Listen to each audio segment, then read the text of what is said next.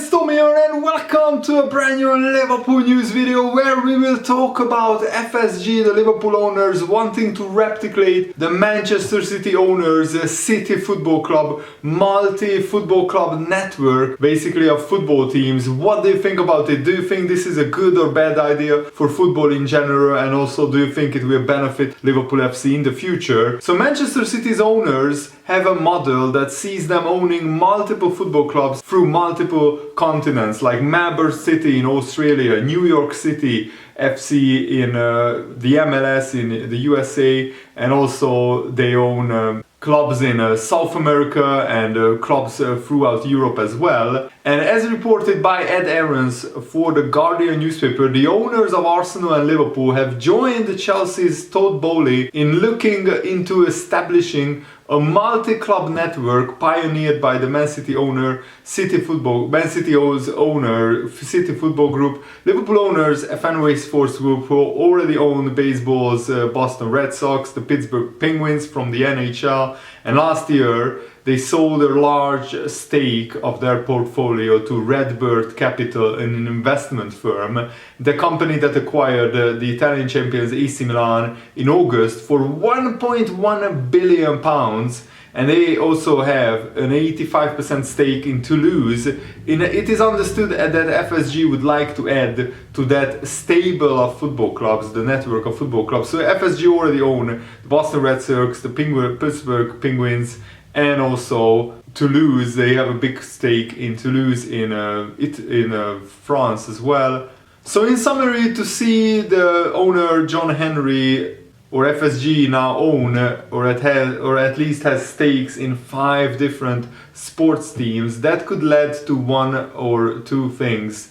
Either we see a rise in their financial might and thus an ability to spend more money on a Liverpool Football Club in terms of transfers, infrastructure and anything else to do with us, or they spread their portfolio too thinly across all the clubs and we see less investment in Liverpool, but our owners would still recoup the same amount of money from us. It's an interesting thing to read upon, and we can certainly see that this multi-club system hasn't negatively affected those over at the Etihad Stadium, but it's a tough comparison how it would work at Liverpool because the Man City owners are absolutely loaded. They are incredibly rich, a lot richer than FSG and John W. Henry. But it looks like that there are a host of American owners attempting this. It looks like they must believe there are some positives that will come from this model. We will have to wait and see what the long-term effects are, but for now everyone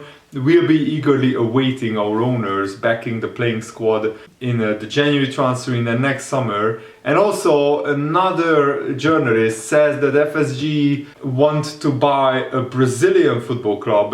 According to Fala Gallo, and this was reported by Liverpool.com as well, Fanzone Sports Group are reportedly keen on expanding their football network and buy Brazilian outfit Atlético Mineiro, who are one of the biggest clubs in the Brazilian leagues. The Liverpool owners, of course, want to follow in the footsteps of the Red Bull Football Group and City Football Group as well. And this report asserts that the Americans are intent on creating a network of clubs. It's a move that could very well prove beneficial for Liverpool, particularly when we are looking at up-and-coming talents like João Gomes of Flamengo. Having a club in the Brazilian league surely would benefit Liverpool, because if there is a big talent coming through at that football club or in the league itself, then we will be the first to know about it. The Brazilian top flight, the Brazilian First League, has ultimately been responsible for delivering a range of very exciting stars to Europe. Remember that Real Madrid signed Vinicius Junior and Rodrigo at a very early age. They were like kids, 16, 17 years old, when they were signed by Real Madrid. And look what a big talent Vinicius Junior turned into, and Rodrigo also is playing regularly for Real Madrid now. So Liverpool establishing a local presence in South America could give Liverpool an advantage when it comes to not only scouting prospects in the region, but also successfully landing them before the likes of Real Madrid and others like Barcelona swoop in. So I think this would overall benefit Liverpool in the long term for sure. And also great news that in the Liverpool training pictures, Jordan Henderson is back, Ibrahim Konate is back, Kevin Kelleher, our backup goalkeeper, is back, and Calvin Ramsey, our new signing of right back, who we haven't seen yet in a Liverpool shirt. They are all back in training, just like James Milner, who I'm less enthusiastic about, and of course Thiago and Arthur, Fabinho, they were all spotted in the training pictures. So that's very, very encouraging, because Liverpool will have an incredible 9 games in October. Let me know how many points do you think Liverpool will collect in those 9 games. From a potential 27 points, I think Liverpool should get at least 23. And Arthur's agent confirmed that he's back in full health and he is now ready to be used by Jurgen Klopp. Arthur played very little last year.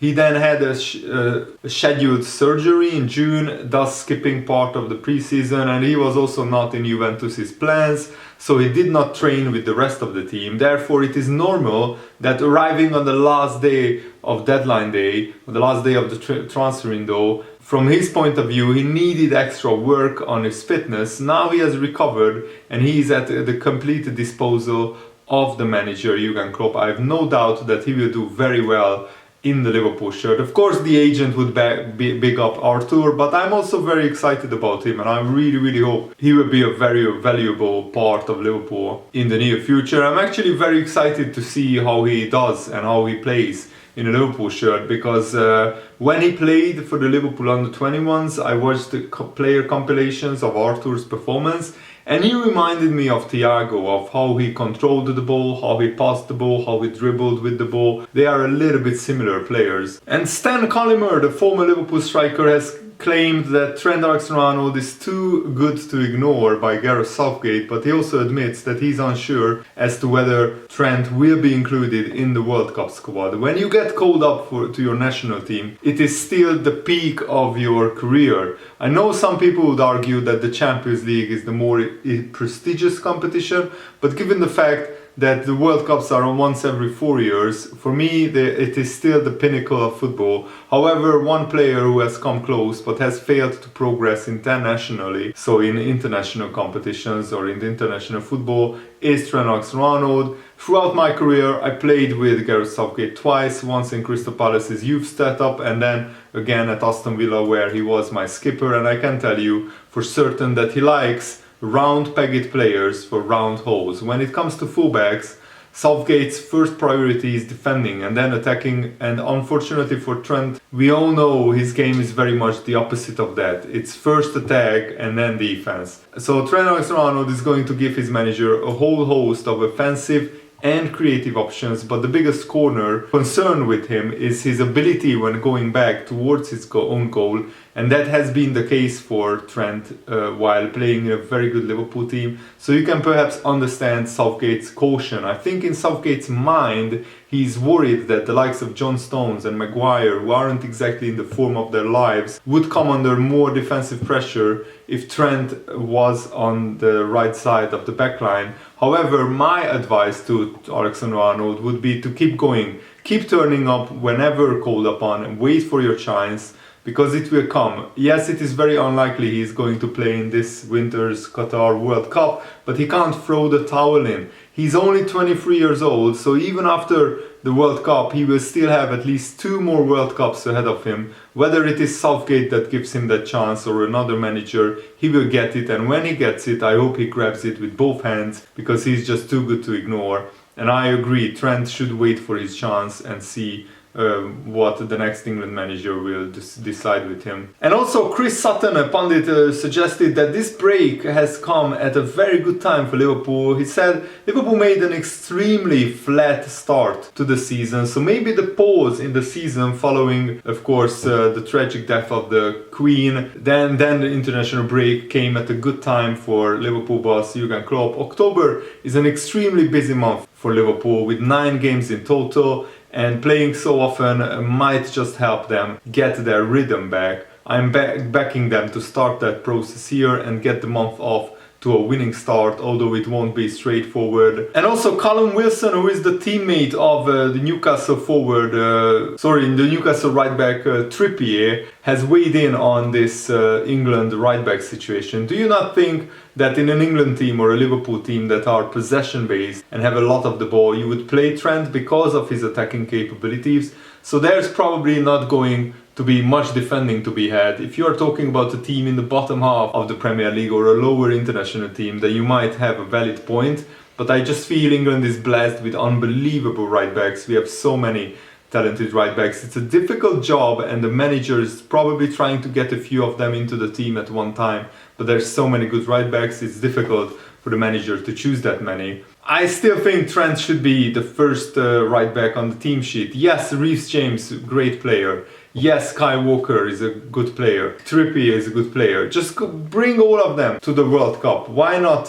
Because Trent can play in midfield as well, and he can play even as a right winger if it is needed because he's so good. But I think all four of them deserve to go to the World Cup, and then in the World Cup you can figure out who to start. But to not bring Trent to the World Cup would be an absolute disgrace in my opinion. But let me know what is yours in the comments below, and thanks for watching guys. Have a nice day. See you later. Goodbye.